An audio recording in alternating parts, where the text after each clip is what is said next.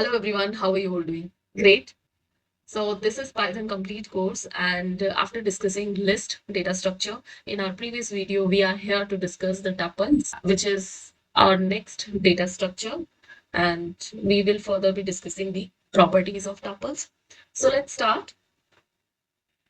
So tuples are similar to list in almost of all their properties, but there's one significant difference, which is that lists are mutable, but tuples are not. Yes, tuples are immutable. So let's start understanding what tuples are. So as I have mentioned here, the tuples are written as comma separated elements within parentheses, within small brackets. And tuples are ordered sequence of data types. So let's define a tuple. Let's say t equal to, and let's print this t, shift enter. So yes, you can define string, you can define integer, and you can define float. Okay. So this is a tuple. You can do almost all the operations on tuples, except you expect them to change, and because they are mutable, right? So you cannot change tuple, but you can order them. You can sort the data. You can sort the elements inside tuple. Okay. So here now we saw how we define the tuple within the brackets, within small brackets, and the elements are separated by comma. What if I say you can also define tuple without brackets? Let's see. It's equal to, so without bracket, you define 1, 2, 3, 4. And if I print it, so here I have defined these values without brackets, and when I'm printing it, it is giving you the values within the bracket. So you can define your tuple without bracket also. Interpreter will understand that you are defining these values within the bracket. Let's talk about single value tuple. Let's see if we can define a single value tuple, sample tuple, and we give a single value. Let's say that's 1 and comma. Print this sample value, and now shift enter. The single value tuple is defined. It printed this single value within the brackets, telling you that it's a tuple. So you defined a single value tuple. So there's one thing to note, that is tuple is 1. So this is also single value. This is also one number you are mentioning. Let's see if you can define a tuple here.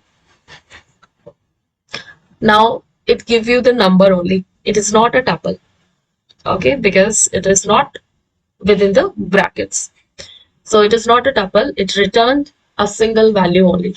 So one thing to note, if you want to define single value tuple, you cannot define it without comma. So you always mention comma after the value. Okay, then only it will be a tuple. Now let's see if we can perform indexing on tuples. Let's define a tuple here. Let's take this one. So this is your tuple. Let's print it. Shift enter. So this is your tuple, and let's do indexing. So we define the index within the square bracket, and let's try to read the index 0. So you can access the elements of tuples with the help of indexing. You can also read one position. You can also do negative indexing. Okay, so this can be done. Now let's talk about slicing in tuple. Let's define a tuple here. So I'm taking this tuple and also mentioning few more values. So let's say 5, 2, 1. Okay, so this is my new tuple. Print it. Okay, now let's do slicing. So how do we do the slicing?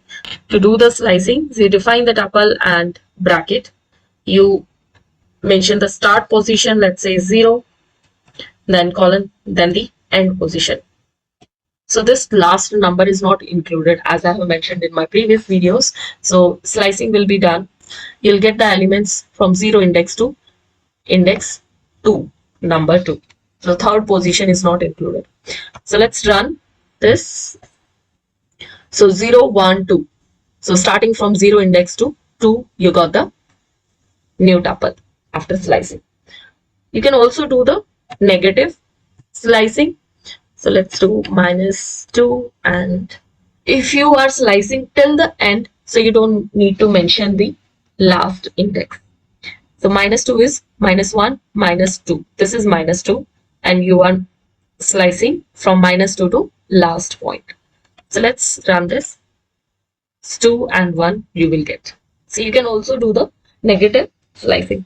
Now let's see if we can find out the length of the tuple. So we use len function bracket and you define your tuple here. Shift run. So 6. 1, 2, 3, 4, 5, 6. So you have 6 elements in the tuple. Okay. Next is concatenation. So let's see if we can do concatenation on tuple. So you define the tuple here. So this is my one tuple, and let's define the second one tuple T1. So T and T1 are defined. Now let's concatenate. It will give you the third tuple, which is derived from T plus T1, and print this third tuple. Shift enter. So this is video on tuple, video 2 on tuple. So yes, you can concatenate the tuples, and this is how it is done. Next, let's see if we can do some numeric operations. So one important thing that you can perform these numeric operations on the tuple which are completely numeric, which does not have the string values. Okay, your tuple must have all the values numeric.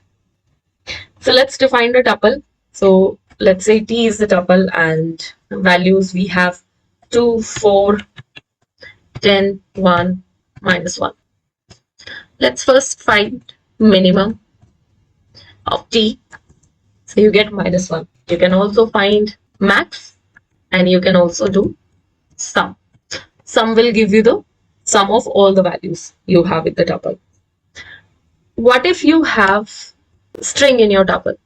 So let's say this is one string you have, then all the other values are numeric, and now try to find minimum of tuple. So this will give you the error because your tuple has string element.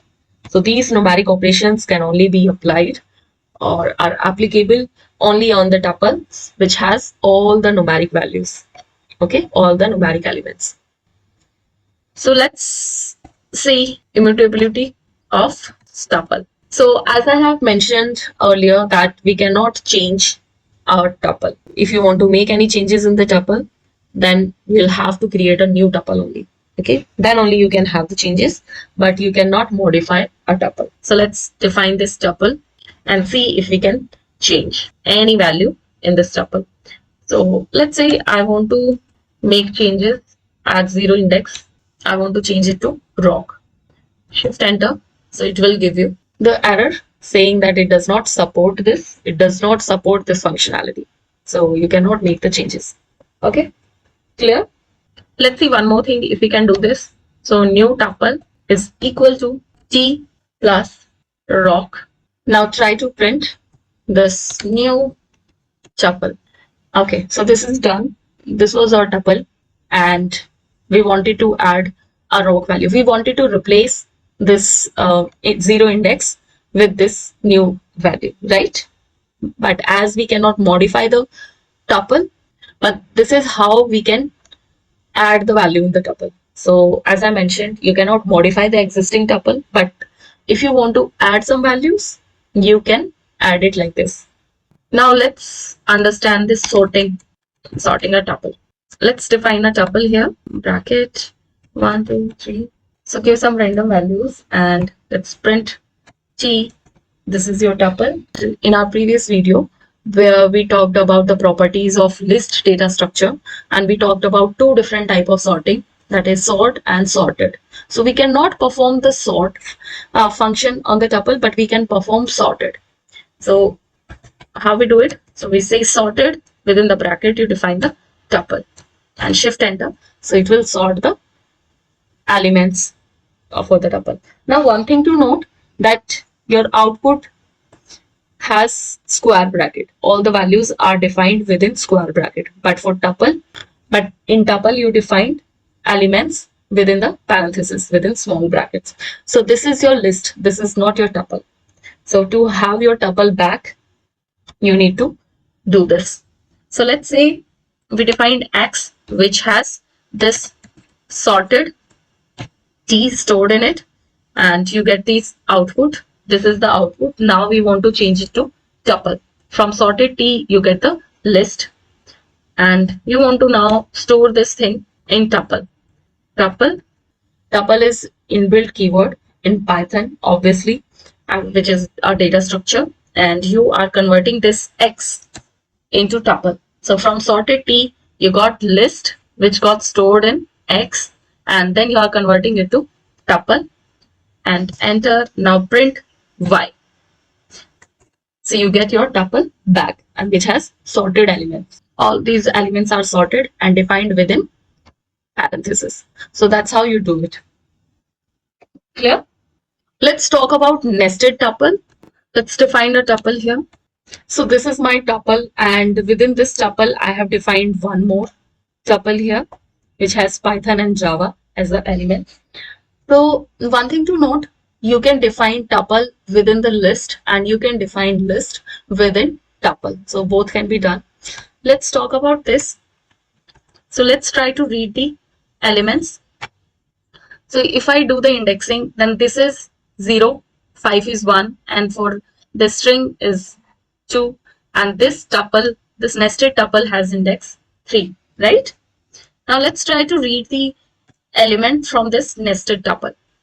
So you can do 3, and then on 3 index, you want to read element 1. So you want to read element at index 1. So this is called two-dimensional, right? Two dimensions you have provided. It is called two-dimension. And let's run it. So Java is the 1. So first, this index, index 3 is for this nested tuple. And within the tuple, you are reading the index 1. So 0 and 1. So Java is your index 1. So this is how you do the two-dimension. And this is how you define the nested tuple. Now let's talk about packing and unpacking in tuple. So we have a tuple here which has values 1, 2, 3, 4. We are reading packing.